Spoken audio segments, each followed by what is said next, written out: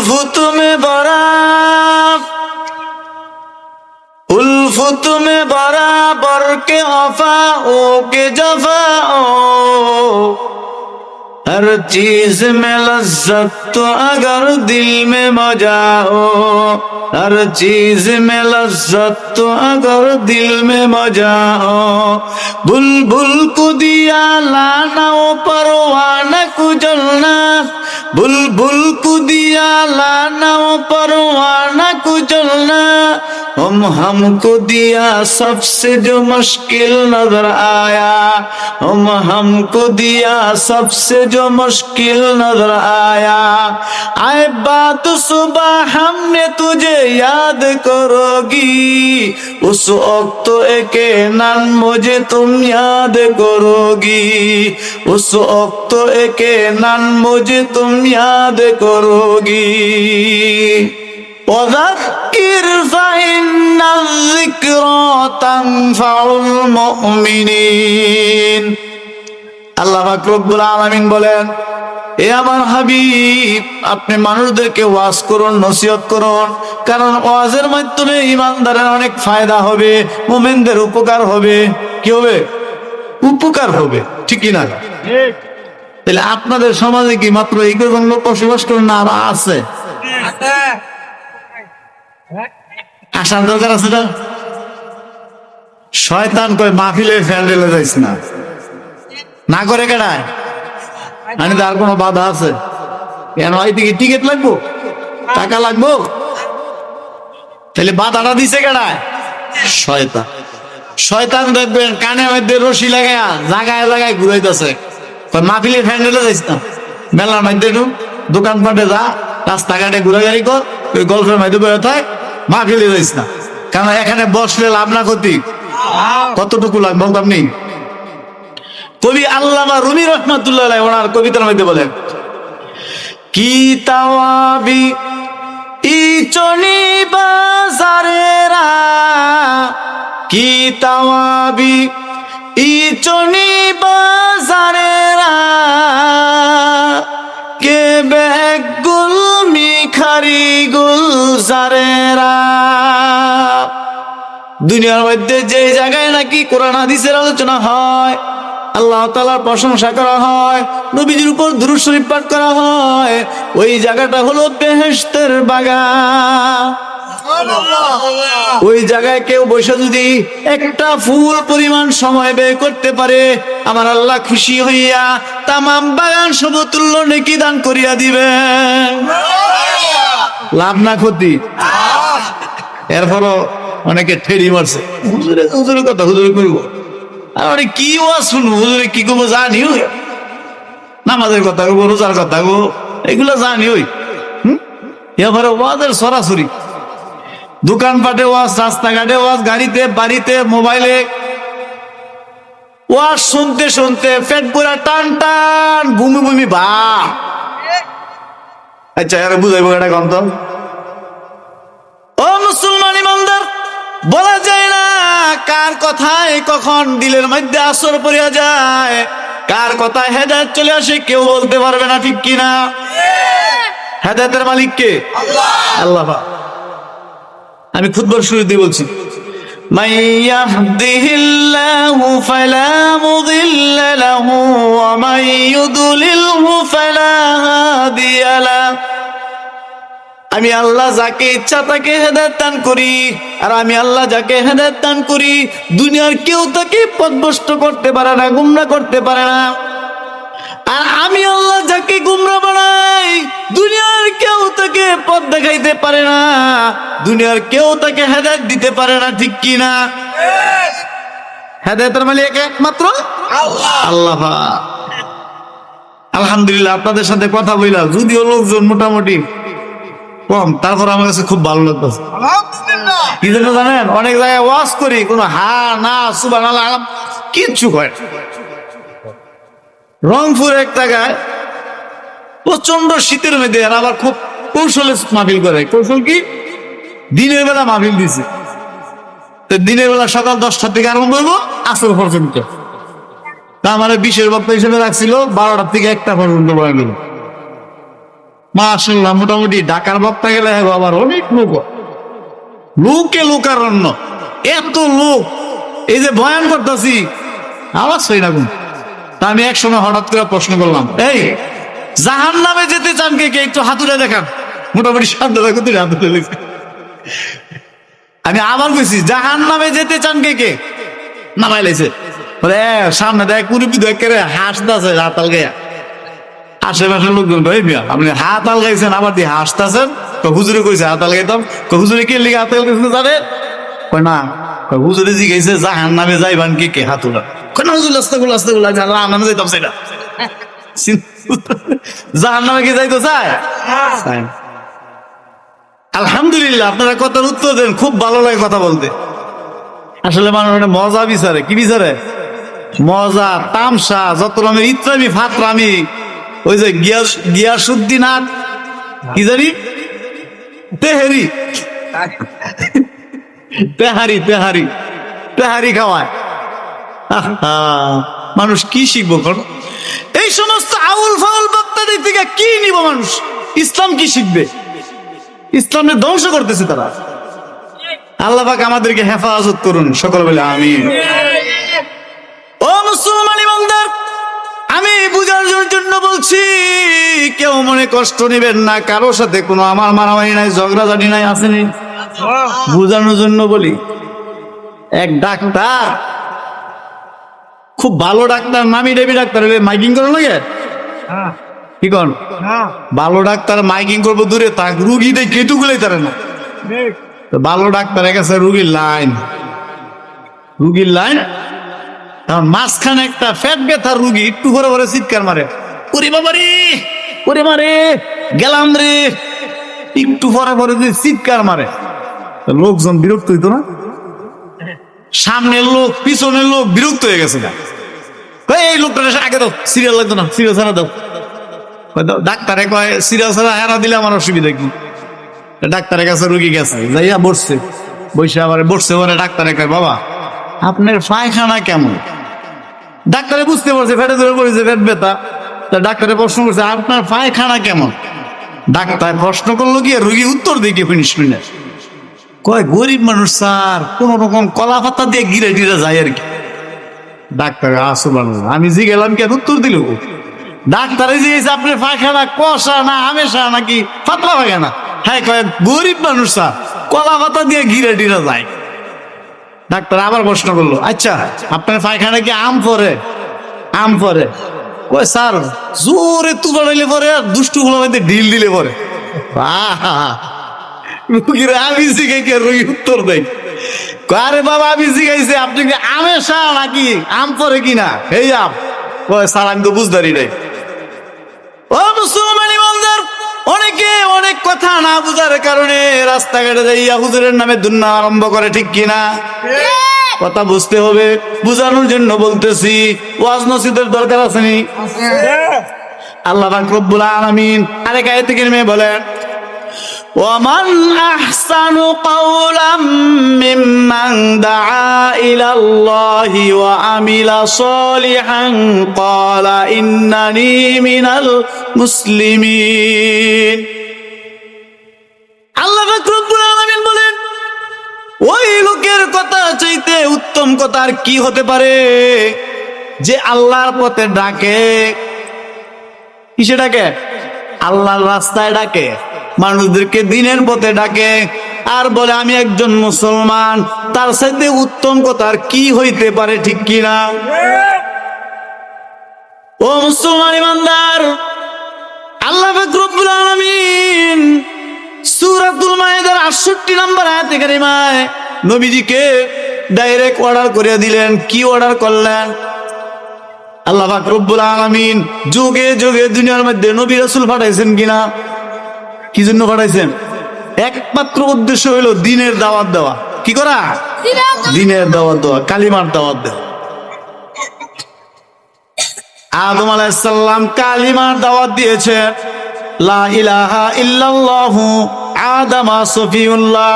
হযরতে নূহ আলাইহিস সালাম কালিমার দাওয়াত দিয়েছেন, লা ইলাহা ইল্লাল্লাহু নূহ নবিয়ুল্লাহ। হযরতে ইব্রাহিম আলাইহিস সালাম কালিমার দাওয়াত দিয়েছেন, লা ইলাহা ইল্লাল্লাহু ইব্রাহিম খলিলুল্লাহ। হযরতে মূসা আলাইহিস সালাম কালিমার দাওয়াত দিয়েছেন, লা ইলাহা ইল্লাল্লাহু মূসা কালিমুল্লাহ। হযরতে ঈসা আলাইহিস সালাম কালিমার দাওয়াত দিয়েছেন, লা ইলাহা ইল্লাল্লাহু ঈসা রূহুল্লাহ।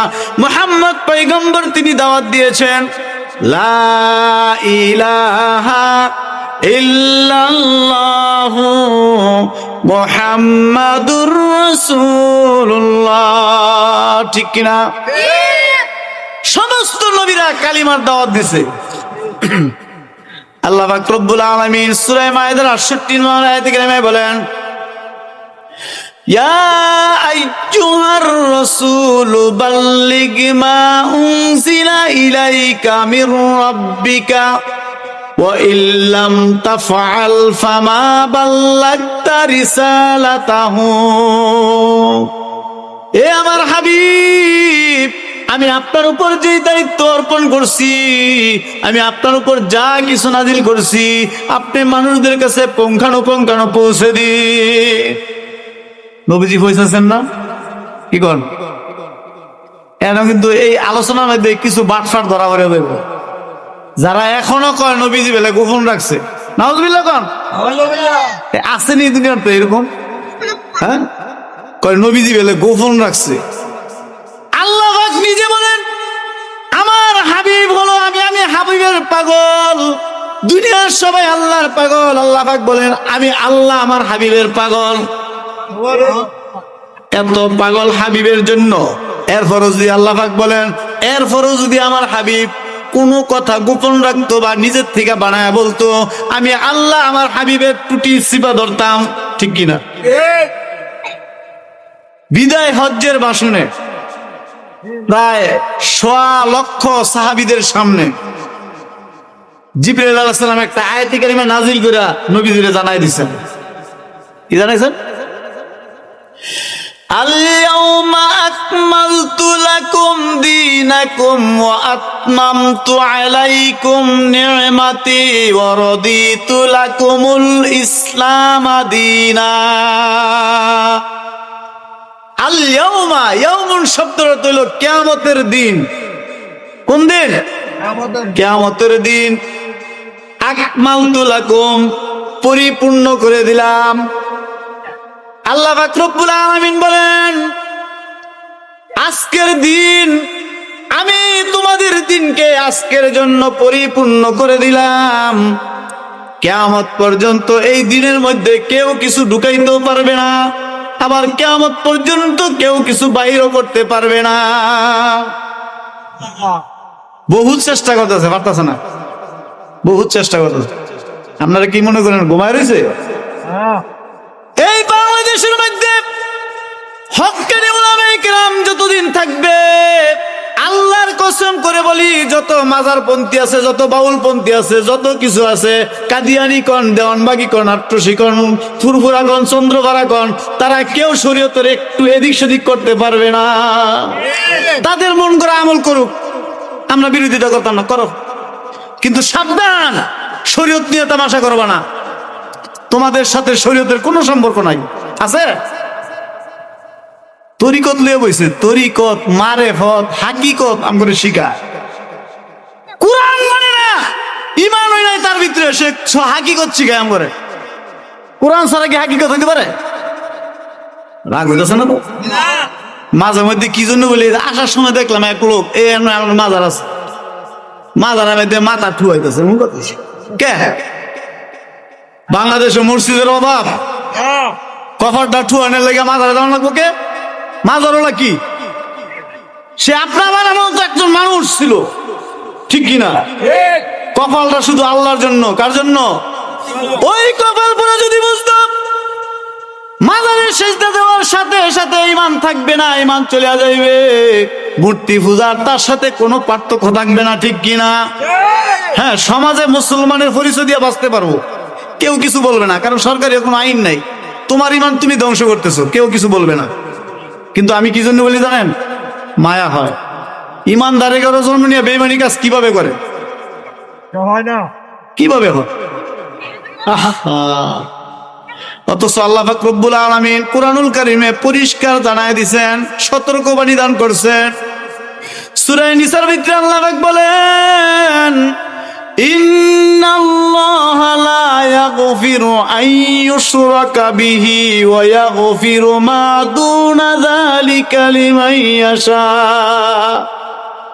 নিশ্চয় আমি আল্লাহ সমস্ত গুনাহ মাফ করে দিতে পারি, কিন্তু একমাত্র শিরিক গুনাহ আমি আল্লাহ মাফ করব না। যে নাকি আমার সাথে শরীক করলো, যে নাকি আমার সাথে শরীক করলো, শিরিক গুনাহ করলো, আমি আল্লাহ শিরিক গুনাহ মাফ করব না। যারা নাকি মাজারে মান্যত করে, দরগার মধ্যে মান্যত করে, পীরের পায়ে সিজদা দেয়, মাজারে যাইয়া সিজদা দেয়, ও মুসলমান ইমানদার, আমি কলিজার থেকে মহাব্বত করে তোমাদেরকে সতর্ক করতেছি, তোমরা নতুন করে মুসলমান হয়ে যাও, নতুন করে কালিমা পড়ো, ইসলাম ধর্ম গ্রহণ করো, আর না হয়তো কশ্চিম কালেও জান্নাতে যাইতে পারবা না। এটা শয়তানের ধোঁকা ছাড়া কিছু না। আবার কি বড় বড় ফতুয়া দেয়, কি ফতুয়া দেয়? পানির নিচে মোমের বাতি পান বাতাসে নিবে না, পীরের কাছে মুরিদ হলে নামাজ রোজা লাগে না। টুনটুনা টুন টুন টুনা টুন বাজেনি? নবীজি লাগছে না নামাজ রোজা? তুমি নবীর থেকে বড় হয়ে গেছে, নাউজুবিল্লাহ, ওনার বেলে লাগে না। তাহলে শয়তান তোর সহে দেওয়া যায় না, মনে করে এই একটা করে শয়তান, শয়তানের ডিলার বানায় দিয়ে গেছে। ডিলার আল্লাহ পাক রব্বুল আলামিন কুরআনুল কারীমে পরিষ্কার জানায় দিয়েছেন, নবীজি সম্পর্কে বলতেছেন, ওয়াবুদ রাব্বাকা হাত্তা ইয়াতিয়াকাল ইয়াকিন। এ আমার হাবিব, আপনি মৃত্যু পর্যন্ত আমার ইবাদতের মধ্যে রত থাকুন, আপনি ইবাদত করতে থাকুন। কারণ নবীজির জীবনীতে আসছে, আল্লামা জালালউদ্দিন সুয়ুতী রাহমাতুল্লাহি আলাইহি খাসাইসুল কিবরার মধ্যে একটা ঘটনা নকল করেন। নবীজি একদিন মা আয়েশা রাদিয়াল্লাহু তাআলা রুমের মধ্যে একসাথে বিছনায় শোয়া ছিলেন, কিন্তু ভোর রাত্রে যখন মা আয়েশা রাদিয়াল্লাহু তাআলার ঘুম ভাঙিয়ে গেল, ঘুম ভাঙার পরে তাকায় দেখে নবীজি নাই, নবীজির বিছনা খালি। তখন মা আয়েশা রাদিয়াল্লাহু তাআলা খুঁজতে খুঁজতে খুঁজতে খুঁজতে যাইয়া দেখেন নবীজি নামাজের মধ্যে দণ্ডায়মান। আয়েশা রাদিয়াল্লাহু তাআলা তিনি অনেকক্ষণ দাঁড়ায় রইলেন। দীর্ঘক্ষণ দাঁড়ানোর পরে নবীজি দীর্ঘ নামাজ যখন পড়তেছেন, নামাজের মধ্যে কোরআন তেলাওয়াত করতেছেন, নামাজ শেষ করতেছেন না, প্রায় ঘন্টাখানি পার হয়ে গেছে। মা আয়েশা রাদিয়াল্লাহু তাআলা টেনশন করতেছেন। নবীজি যখন সিজদায় গেল, সিজদায় যাওয়ার পরে মাথা উঠান না, মা আয়েশা রাদিয়াল্লাহু তাআলা চিন্তা করতেছেন, না জানি নবীজি ওফাত হয়ে গেছে। যখন টেনশন করতেছেন, আয়েশা রাদিয়াল্লাহু তাআলা নবীজির পা মোবারকে যাইয়া চিমটি দিলেন, চিমটি দেওয়ার সাথে সাথে নবীজি পা নাড়া দিলেন। তখন বুঝতে পারলেন না, আল্লাহর নবী এখনো জীবিত আছে, কিন্তু এত দীর্ঘ সিজদা দিতেছে, আমারও তো কষ্ট হইতেছে। যখন নবীজি নামাজ শেষ করলেন, শেষ করার পরে পা জুতা মোবারক যখন পা মোবারক ঢুকাইবেন, পা মোবারক ঢুকাইতে পারতেছেন না, পা দুইটা ফুলে গেছে। মা আয়েশা রাদিয়াল্লাহু তাআলা নবীজিকে প্রশ্ন করলেন, ইয়া রাসূলুল্লাহ, ইয়া হাবিবাল্লাহ, নবীজি গো, আপনি কেন এত ইবাদত করতেছেন? আপনার তো জীবনে কোনো গুনাহ নাই, আসেনি? নবীজির কোনো গুনাহ আসেনি? তারপরে আল্লাহ পাক রব্বুল আলামিন ঘোষণা করে দিয়েছেন, আপনার আগের পিছের সমস্ত ভুল ভ্রান্তি আল্লাহ পাক মাফ করে দিয়েছেন। এরপর আপনি কেন এত কষ্ট করতেছেন? এরপরও কেন ইবাদত করতেছেন? নবীজি উত্তরে কি বলেন জানেন? ও আয়েশা, আল্লাহ পাক যে আমাকে মাফ করছেন, আল্লাহ পাক যে আমাকে পছন্দ করেন, আল্লাহ পাক যে আমাকে ভালোবাসেন, আমি কি শুকরিয়া দিয়ে করবো না? আমি কি শুকরগুজার বান্দা হব না? সেই নবীর উম্মত হইয়া কিভাবে উল্টা পাল্টা ফতোয়া দেয়, সেই নবীর উম্মত হইয়া কিভাবে আবার নামাজ ছাড়িয়া দেয়, সেই নবীর উম্মত হইয়া কপালটা লইয়া মসজিদ খালি থইয়া মাজারে কিভাবে সিজদা দেয়, ঠিক কিনা? কোন পর্যায়ে গেলে এই অবস্থা হয়ে যায়? আল্লাহ পাক আমাদেরকে এই সমস্ত গুমরাহি থেকে হেফাজত করুন, সকলে বলে আমিন। এই সম্পর্কে একটা সঙ্গীত মনে করেছে, বলতাম। বলেন। খাজার নামে মাজার করে দেখায় যারা খাজার শান, দিনে করে বন্ডামি আর রাত্রে মারে গাজায় টান, দিনে করে বন্ডামি আর রাত্রে মারে গাজায় টান। দাড়ি টুপি নাই কো তাহার, আছে শুধু চুল, সুন্নতেরই খবর নাই সে আশিকে রাসূল। দাড়ি টুপি নাই কো তাহার, আসে শুধু চুল, সুন্নতেরই খবর নাই সে আশিকে রাসূল। মাজারে সারা বেলা চলে শুধু গাজার মেলা, মাজারে সারা বেলা চলে শুধু গাজার মেলা। দেখলে তাদের পিছে শয়তান যায় পারি, দিনে করে বন্ডামি আর রাত্রে মারে গাজায় টান, দিনে করে বন্ডামি আর রাত্রে মারে গাজায় টান। খাজার নামে মাজার করে দেখায় যারা খাজার শান, দিনে করে বন্ডামি আর রাত্রে মারে গাজায় টান, দিনে করে বন্ডামি আর রাত্রে মারে গাজায় টান। নামাজ রোজার ধার ধারে না, পর্দা খবর নাই, মুরিদরা সিজদা করে বন্ড পীরের পায়। নামাজ রোজার খবর নাই, সে পর্দা সে তো নাই, মুরিদেরা সিজদা করে বন্ড পীরের পায়। মাজারে সারা বেলা চলে শুধু গাজার মেলা, মাজারে সারা বেলা চলে শুধু গাজার মেলা। তারা হবে ইমান হারা, তারা হবে শয়তান, দিনে করে বন্ডামি আর রাত্রে মারে গাজায় টান, দিনে করে বন্ডামি আর রাত্রে মারে গাজায় টান। ঠিক কিনা? ও মুসলমান ইমানদার, দুনিয়ার মধ্যে তামসা করার জায়গা নয়। শরীয়ত এমন একটা জিনিস যে শরীয়ত বাদে জান্নাতে যাওয়া সম্ভব হবে না। শরীয়তের সাথে তার সম্পর্ক নাই, জান্নাতও তার সাথে কোনো সম্পর্ক নাই। ঠিক কিনা? আমি কি বানা বলতেছি না শরীয়তের দলিল আছে? আছে না? কুরআনুল কারীমের সূরাতুল জাসিয়ার ৬৮ নম্বর আয়াতে আল্লাহ পাক রব্বুল আলামিন বলেন, ثم جعلناك على شريعة من الأمر فاتبعها ولا تتبع أهواء الذين لا يعلمون। আল্লাহ পাক রব্বুল আলামিন বলেন, অতঃপর ثم جعلناك على شريعة من الأمر, অতঃপর আপনি এই শরীয়তের উপর অটল থাকুন, শরীয়তে যা বলে তাই আপনি মানুন। সাবধান, আপনি অজ্ঞানদের খেয়াল খুশির অনুসরণ করবেন না। যারা মন গড়া ভাবে আমল করে, মন গড়া ভাবে দিন মানতে চায়, তাদের খেয়াল খুশির অনুসরণ আপনি করবেন না। আপনি শরীয়তের উপর অটল থাকুন। শরীয়ত সম্পর্কে না জানে, কিচ্ছু জানে না, এরপরে আমরা আল্লাহর ওলি। আল্লাহ পাক তাদেরকে হেদায়েত দান করুন, সকল বলে আমিন। আমি আপনাদের সম্মুখে কুরআনুল কারীমের সূরা ফাজরের শেষ কয়েক টুকরা আয়াত থেকে তেলাওয়াত করছি। এই আয়াত থেকে আল্লাহ পাক রব্বুল আলামিন কিছু মানুষদেরকে স্পেশাল ভাবে মর্যাদা দান করছেন। সুবহানাল্লাহ বলুন। কিছু কিছু মানুষকে কি করছেন? স্পেশাল মর্যাদা দান করছেন। সেই স্পেশাল মর্যাদাটা জানা দরকার আছে না? আল্লাহ পাক রব্বুল আলামিন বলেন, ইয়া আইয়াতুহান নাফসুল মুতমাইন্নাহ ইরজিই ইলা রাব্বিকি রাদিয়াতাম মারদিয়া ফাদখুলি ফি ইবাদি ওয়াদখুলি জান্নাতি। সুবহানাল্লাহ বলেন, আলহামদুলিল্লাহ বলেন, আলহামদুলিল্লাহ। ও মুসলমান ইমানদার, আল্লাহ পাক রব্বুল আলামিন এই আয়াতে কারিমে বলেন, ফারিকুম ফিল জান্নাতি ওয়া ফারিকুম ফিস সাঈর। ও দুনিয়াবাসী মানুষেরা, তোমরা ভালো করে জেনে রাখো, এই দুনিয়ার মধ্যে যত মানুষ আসছে, কিয়ামত পর্যন্ত যত মানুষ আসবে, কাল কিয়ামতের ময়দানে আমি সমস্ত মানুষগুলা দুই ভাগে ভাগ করে দিব। কয় ভাগে? দুই ভাগে ভাগ করে দিব। একদল মানুষ যাবে ফারিকুম ফিল জান্নাতি, আরেক দল মানুষ যাবে ফারিকুম ফিস সাঈদ। একদল মানুষ যাবে আমি মাওলা পাকের জান্নাতে, আরেক দল মানুষ যাবে আমি মাওলা পাকের জাহান্নামে।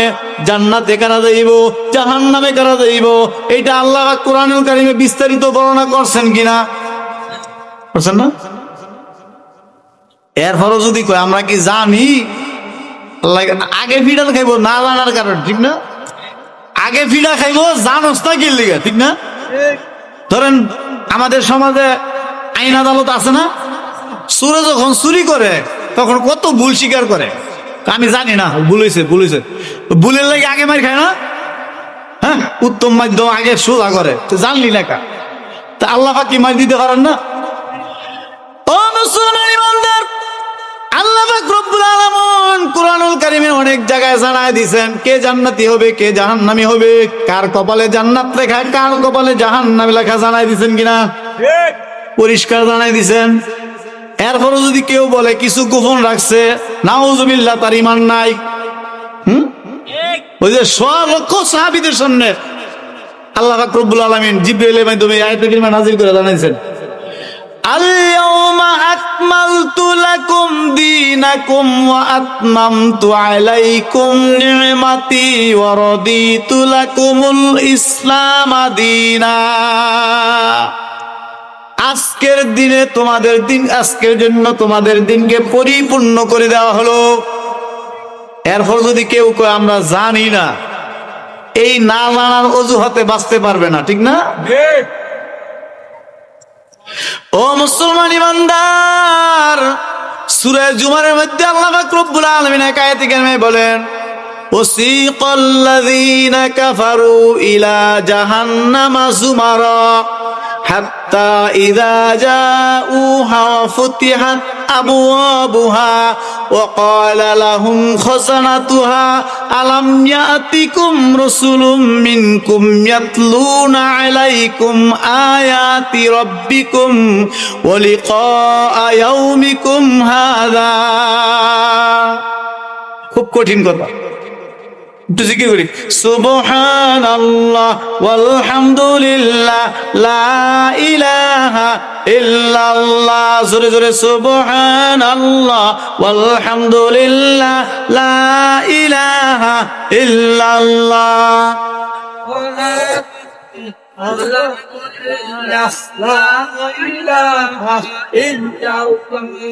সুবহানাল্লাহ ওয়ালহামদুলিল্লাহ লা ইলাহা ইল্লাল্লাহ। বিশ্ববিখ্যাত মুফাসসির আল্লামা মুফতি শফি রাহমাতুল্লাহি আলাইহি তিনি তাফসিরে মারিফুল কোরআনে উল্লেখ করেন, জাহান্নামের দারোয়ানের নাম হলো মালেক ফেরেশতা। নাম কি? মালেক ফেরেশতা। যখন নাকি জাহান্নামীদেরকে হাঁকিয়ে না হবে, শিকল দিয়া বেঁধে যখন দলে দলে হাঁকিয়ে জাহান্নামের দিকে রওনা করবে, ওই জাহান্নামের দারোয়ান মালেক ফেরেশতা আফসোস করে তাদেরকে বলবে, ওয়াসিকাল্লাযীনা কাফারু ইলা জাহান্নামা যুমারা। যখন কাফের সম্প্রদায়কে জাহান্নামের দিকে হাঁকিয়ে না হবে, পাশাপাশি ঈমানদারও কিছু থাকবে, তাদের বেঈমানির কারণে জাহান্নামে না হইবে, ঠিক কিনা? ওই মালিক ফেরেশতা আফসোস করবে আর বলবে, ও মিয়ারা, তোমরা এই জায়গায় কেন আসলা? এই জাহান্নাম তো ভালো নয়। আল্লাহ পাক রব্বুল আলামিন যত জায়গা তৈরি করছেন, সবচেয়ে নিকৃষ্ট জায়গা হলো এই জাহান্নাম। তোমাদেরকে ঈমান দান করা হয়েছে, তোমরা ঈমানদার হইয়া দুনিয়ার মধ্যে তোমরা জাহান্নাম কামাইছো, এই জায়গায় তোমরা কিভাবে আসলা?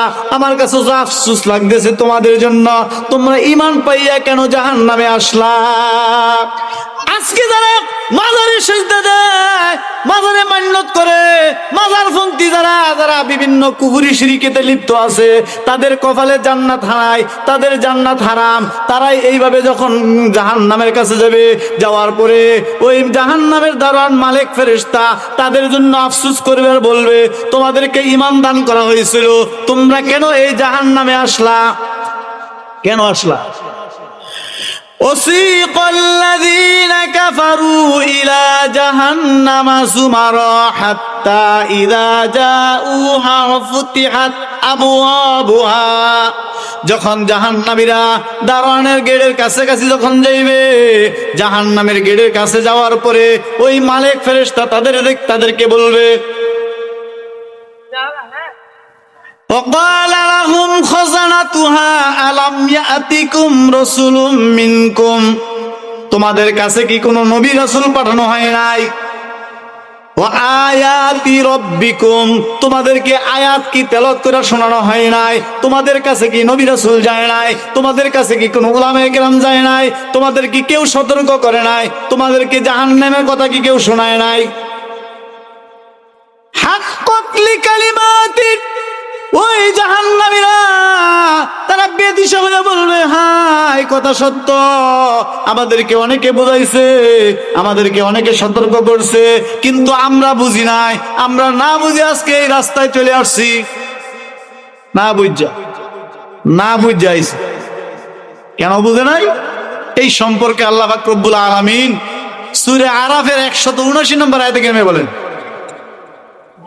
وَلَقَدْ ذَرَأْنَا لِجَهَنَّمَ كَثِيرًا مِنَ الْجِنِّ وَالْإِنسِ لَهُمْ قُلُوبٌ لَّا يَفْقَهُونَ بِهَا وَلَهُمْ أَعْيُنٌ لَّا يُبْصِرُونَ بِهَا وَلَهُمْ آذَانٌ لَّا يَسْمَعُونَ بِهَا أُولَئِكَ كَالْأَنْعَامِ بَلْ هُمْ أَضَلُّ أُولَئِكَ هُمُ الْغَافِلُونَ। আল্লাহ পাক রব্বুল আলামিন এই আয়াতে কারিমায় কথাটাকে তাগিদ দেওয়ার জন্য, গুরুত্ব দেওয়ার জন্য দুইটা তাকিদ শব্দ ব্যবহার করছেন। কয়টা? দুইটা তাকিদ শব্দ ব্যবহার করছেন। মুফাসসির কিরাম তাফসীরে কিতাবে উল্লেখ করেন আল্লাহ পাক রব্বুল আলামিন দুইটা তাকিদ শব্দ ব্যবহার করছেন। লামে তাকিদ, কফ শব্দটাও তাকিদের জন্য আসে। ওয়ালাকাদ যারানা লি জাহান্নামা কাসীরাম মিনাল জিন্নি ওয়াল ইনস। আল্লাহ পাক রব্বুল আলামিন বলেন, নিশ্চয় আমি আল্লাহ অনেক মানুষ এবং জিন সৃষ্টি করছি জাহান্নামে নিক্ষেপ করার জন্য। নাউজুবিল্লাহ বলেন। কি জন্য? আল্লাহ পাক রব্বুল আলামিন বিস্তারিত বর্ণনা করছেন কোরআন আয়াতে কারিমায়, লাহুম কুলুবুল লা ইয়াফকাহুনা বিহা। তাদের দিল থাকা অবস্থায় তারা আমি আল্লাহর কথা বুঝবে না, আল্লাহর কথা শুনবে না, আমার কথা দিল দিয়ে অনুভব করবে না। কি করবে না? দিল দিয়ে কখনো চিন্তা করবে না যে আসলে আল্লাহ কি বলছেন, ঠিক কিনা? ওয়ালাহুম আয়ুনুল লা ইউবসিরুনা বিহা, এবং তাদের চক্ষু থাকা অবস্থায় আমি আল্লাহর জান্নাতের রাস্তা তারা দেখবে না।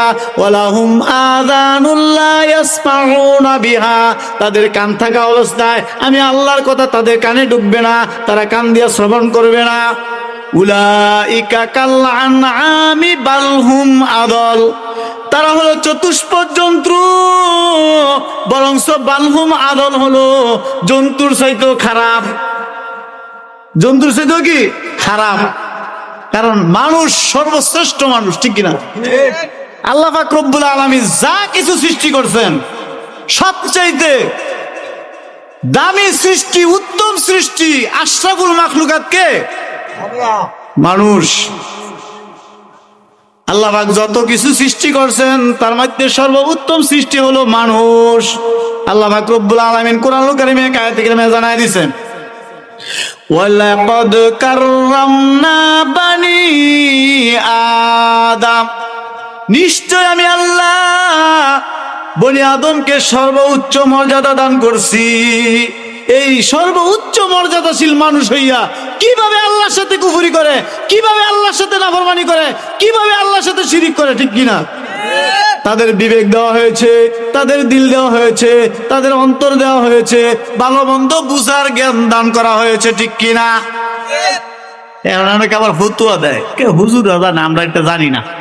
কি সুন্দর ফতুয়া, এগুলো হুজুর আগে তার কেন লেয়া বুঝছে আত্মা বাইকে বইতে, তো হুজুর গো ব্যাপার, আমরা কিছু জানি না।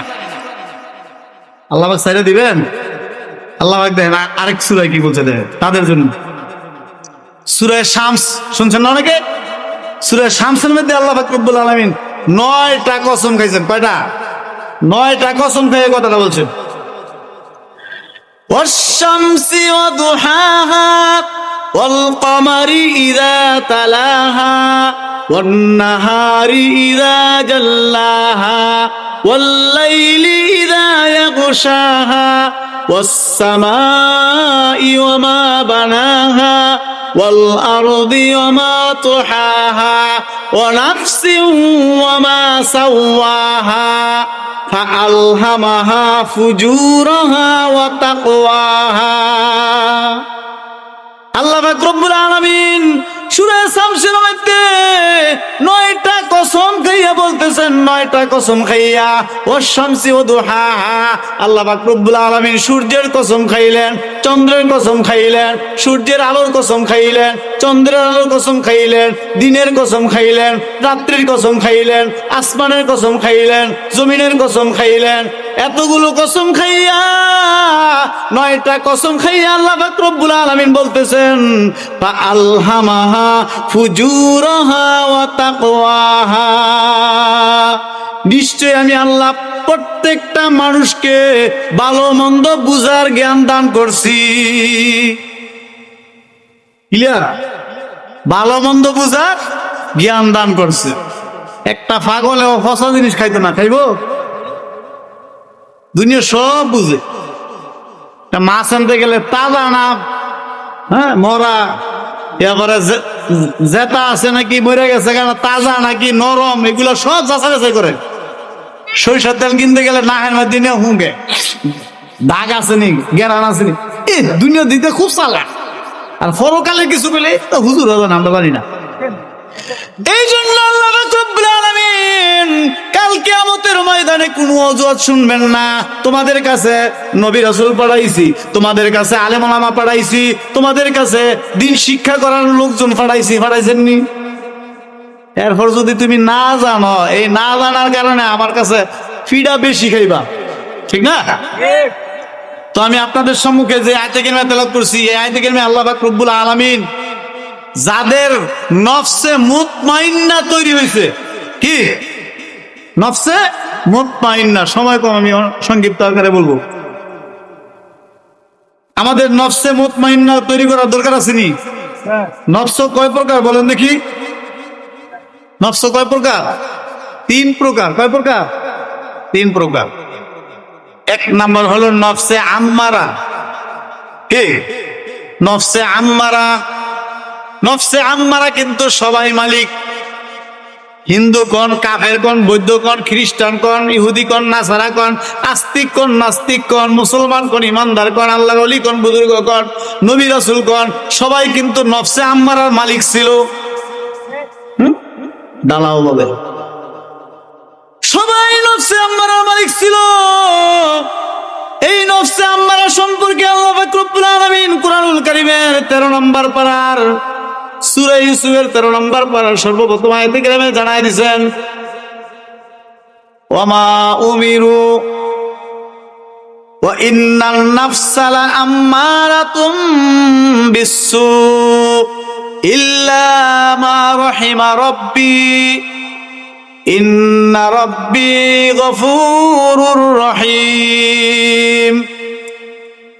সূরা ইউসুফের মধ্যে আল্লাহ পাক রব্বুল আলামিন জানাইলেন ইউসুফ আলাইহিস সালামের একটা ঘটনা নিয়ে, দীর্ঘ ঘটনা আমি সংক্ষিপ্ত আকারে বলতেছি।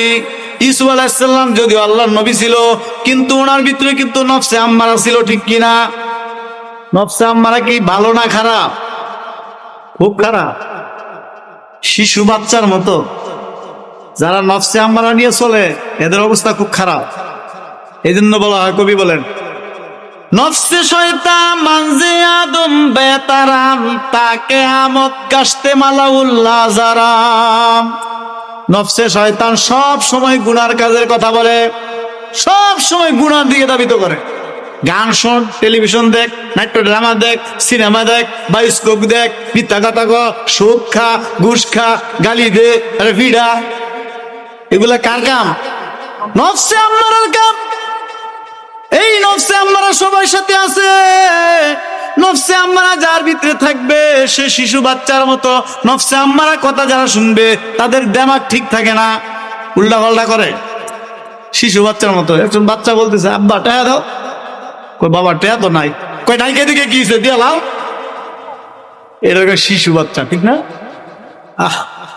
এই জন্য কবি শেখ সাদী রহমতুল্লাহ কিতাবে বলেন, চেহেল সালে উমরে আসিজত গুজাশত মিজাজে তাওয়াজহালি তিফলি নেগাশত। 40 বছর তোমার অতিবাহিত হয়ে গেছে, এখনো তোমার মন মেজাজ বাচ্চাদের মতো, ছোট বাচ্চাদের মতো। এখনো তুমি ভালো মন্দ বুঝার জ্ঞান নাই।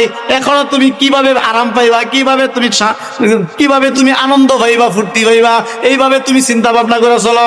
এখনো তুমি শিশু বাচ্চার মতো রইছো, অথচ তোমার 40 বছর পুরা হয়েছে, ঠিক কিনা?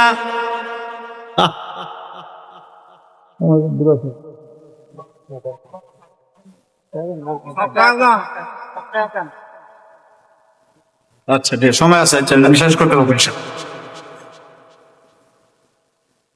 এই জন্য বলি নফসে আম্মারাকে দমন করতে হবে। নফসে আম্মারা দমন করার পরে তার ভিতরে একটা নফস তৈরি হবে, সেই নফসের নাম হলো নফসে লাউয়ামা। মাঝামাঝি নফসে লাউয়ামা হলো, বুঝবেন কিভাবে? দেখেন, নামাজ পড়ে কিন্তু মাঝে মধ্যে গুনার কাজ করে। ওই গুনার কাজ করলে তার ভিতরে একটা আফসোস চলে আসে। এটা দেখেন নফসে লাউয়ামা। আল্লাহ পাক রব্বুল আলামিন সূরা কিয়ামার মধ্যে নফসে লাউয়ামা সম্পর্কে কসম কাটছেন, লা উকসিমু বিয়াউমিল কিয়ামাতি ওয়ালা উকসিমু বিন নাফসিল লাওয়ামা। আল্লাহ পাক রব্বুল আলামিন নফসে লাওয়ামা সম্পর্কে বললেন, যারা নাকি আমার ইবাদত করে, পাশাপাশি গুনাহ করে, কিন্তু ইবাদত ছাড়ে না, কিন্তু গুনার কাজও ছাড়তে পারে না, তাদের নষ্ট হইল নফসে লাওয়ামা। ওই নফসে লাওয়ামার অবস্থায় যারা থাকবে তাদের জন্য কষ্ট হবে, তাদের জন্য মুজাহিদা করতে হবে, কষ্ট স্বীকার করতে হবে, মুজাহিদা করতে হবে, সাধনা করতে হবে নফসে মুতমাইন্না তৈরি করার জন্য, ঠিক কিনা? নফসে মুতমাইন্না তৈরি হবে কখন? যখন দেখবেন আপনি দিলের মধ্যে ইবাদতে শান্তি পান। কি পান? ইবাদতে শান্তি পান। যখন দেখবেন ইবাদতে মজা আসে, তখন বুঝবেন নফসে মুতমাইন্না আমার তৈরি হয়ে গেছে। গুনার কাজে ভালো লাগে না, গুনাহ করতে মন চায় না, ওই অবস্থায় মনে করবেন নফসে মুতমাইন্না তৈরি হয়ে গেছে। এই জন্য যারা নফসে মুতমাইন্না তৈরি করতে চান তাদের একটা সবক হলো দৈনিক কমপক্ষে 20 বার মৌতের কথা স্মরণ করবেন। কিসের কথা? মৌতের কথা। কারণ আল্লাহ পাক রব্বুল আলামিন বলেন, কুল্লু নাফসিন যায়িকাতুল মাউত সুম্মা ইলাইনা তুরজাউন। নিশ্চয় প্রত্যেকটা প্রাণীকে মৃত্যুর স্বাদ গ্রহণ করতে হবে এবং সবাইকে আমি আল্লাহর কাছে প্রত্যাবর্তন করতে হবে, আমি আল্লাহর কাছে ফিরে আসতে হবে, ঠিক কিনা? এই সম্পর্কে একটা সঙ্গীত বলি, কখন জানি খাঁচার পাখি উড়ে যাবে, শূন্য খাঁচা শুধু একা পড়ে রবে, শূন্য খাঁচা শুধু একা পড়ে রবে। কখন জানি খাঁচার পাখি উড়ে যাবে, শূন্য খাঁচা শুধু একা পড়ে রবে, শূন্য খাঁচা শুধু একা পরে রবে। যত আদর করো তারে খাঁচার ভিতর নিয়া, সব কিছু যে ভুলে তোরে যাবে ফাঁকি দিয়া। যত আদর করো তারে খাঁচার ভিতর নিয়া, সব কিছু যে ভুলে তোরে যাবে ফাঁকি দিয়া। তখন শুধু নয়ন জলে বসবি একা ভবে, শূন্য খাঁচা শুধু একা পরে রবে। শূন্য খাঁচা শুধু একা পরে রবে। বনের পাখি কোনো দিনও হয় কি রে আপন, সেই কথাটা সদা মনে রাখিও স্মরণ। বনের পাখি কোনো দিনও হয় কি রে আপন, সেই কথাটা সদা মনে রাখিও স্মরণ। বাদন চিরে গেলে পাখি আর না ফিরে আসবে, শূন্য খাঁচা শুধু একা পরে রবে। শূন্য খাঁচা শুধু একা পরে রবে। ও মুসলমানি বান্দা, আমি একটা সঙ্গীত বলছি, যারা জ্ঞানী অল্পতেই বুঝতে পারবে আসলে সঙ্গীতটা কেমন কথা বলা হইল। আপনার আমার ভিতরে এইটা হলো খাঁচা, খাঁচার ভিতরে একটা প্রাণ আছে, একটা পাখি আছে, তাকে আমরা প্রাণ পাখি বলি, ঠিক কিনা? এই পাখিটা যখন উড়াল দিবে, খাঁচাটা জমিনের মধ্যে যখন পড়িয়া থাকবে, এই খাঁচাটা হাউমাউ করে কাঁদতে থাকবে, হায় রে ও প্রাণ পাখি, তুমি আমাকে রাখিয়া কোথায় যাও? জীবনভর তোমার সাথে চলাফেরা করছি, আমি কত যত্ন করছি তোমারে, কত আদর যত্ন করছি, একাকি চলি নাই, সব সময় তোমাকে সাথে নিয়ে রাখছি, সব সময় তুমি আমার সঙ্গী ছিলা, তুমি কিভাবে আজকে আমাকে রাখিয়া চলিয়া যাইতেছো? ওই দেহটা কাঁদবে আর বলবে না, তোমাকে রাখি আমি থাকতে পারবো না। ওই রুহটা বলবে তোমার কাছে আমি থাকতে পারতেছি না, আমার ডাক চলে আসছে, তোমার সাথে আমি ছিলাম, তোমাকে আমি অনেক উপকার করছি, তোমার যত্ন করছি, তোমার তেল সাবান দিয়ে গোসল করাইছি, মাথার মধ্যে তেল দিয়ে দিছি, তোমার চুল আশ্রয় দিছি, তোমাকে আমি অনেক যত্ন করছি, অসুখ হইলে ওষুধ না খাওয়াইছি, অনেক বিপদ আপদে তোমার সঙ্গে আমি ছিলাম, সারা জিন্দেগি তোমার সঙ্গী ছিলাম। কিন্তু এখন আর সম্ভব না, এখন আর সম্ভব না, এখন আল্লাহর হুকুম আসছে, তোমাকে রাখি আমাকে চলিয়া যাইতে হবে। ওই সময় খাঁচার পাখিটা চলিয়া যাইবে, এই দেহটা খাঁচাটা দৈনিকের মধ্যে পড়িয়া থাকবে। কেমন অবস্থা হবে মুসলমান? চক্ষু থাকা অবস্থায় চোখে দেখতে পারবে না, জবান থাকা অবস্থায় হাতে ধরতে পারবে না, পাও থাকা অবস্থায় পায়ে চলাফেরা করতে পারবে না। ও মুসলমান ইমানদার, ওই সময় যদি মাওলা পাক যদি তোমার উপর রাজি এবং খুশি যদি না থাকে, তাহলে তোমার আমার অবস্থা কি হবে, ঠিক কিনা? এক কাতরা না পাক পানি দিয়া বুনিয়াদম সৃষ্টি করিয়া এই দুনিয়ায় কয়েকদিন ঘুরাইয়া ফিরাইয়া আবার অন্ধকার কবরে নিয়ে যাইবে। এই দুনিয়া থাকার জায়গা না, কেউ থাকতে পারে নাই, আমি আর আপনি থাকতে পারবো না। ওই অন্ধকার কবরে কেউ যাবে না, বাপ মা ভাই ব্রাদার আত্মীয় স্বজন কেউ খোঁজ খবর নিতে পারবে না, ঠিক কিনা? ওই জায়গায় যদি আমার মাওলা যদি পরিচয় না দেয়, তাহলে কিন্তু দুঃখের কোনো শেষ থাকবে না। ও মুসলমান ইমানদার, এই জন্য আল্লাহ পাক রব্বুল আলামিন কিয়ামতের ময়দানে তাদেরকে ডাক দিবেন, যারা ইবাদতের মধ্যে শান্তি পাইছে, যারা জিকির আজকারে শান্তি পাইছে, যারা কোরআন তেলাওয়াতে শান্তি পাইছে, যারা নামাজের মধ্যে শান্তি পাইছে, আল্লাহ পাক রব্বুল আলামিন হিসাব কিতাব হিসাবের আগে ফেরেশতাদেরকে একদল ফেরেশতাদেরকে অর্ডার করবেন, যাও আমার স্পেশাল কিছু বান্দা আছে তাদেরকে তুমি ডাক দাও। ইয়া আইয়াতুহান নাফসুল মুতমাইন্নাহ, হে নফসে মুতমাইন্নের দলেরা, যারা দুনিয়ার মধ্যে আমি আল্লাহর ইবাদত করিয়া শান্তি লাভ করছো, যারা গুনার কাছে মজা পাও নাই, যারা নেকের কাছে মজা পাইছো, মুতমাইন্নার দলেরা তোমরা কোথায়? ইরজিই, তোমরা বেরিয়ে আসো। কোথায় যাইবা? ইলা রব্বিকি, তোমাদের রবের দিকে চলো।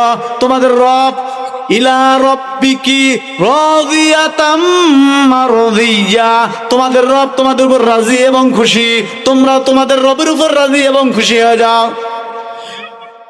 ফাদখুলি ফি ইবাদি ওয়াদখুলি জান্নাতি, তোমরা দুনিয়ার মধ্যে আমার বান্দাদের ইবাদত গুজারি বান্দাদের মধ্যে শামিল হইছো, তাদের সাথে শামিল হয়ে তাদের সাথে ইবাদত করছো, ইবাদতের মধ্যে প্রবেশ করছো।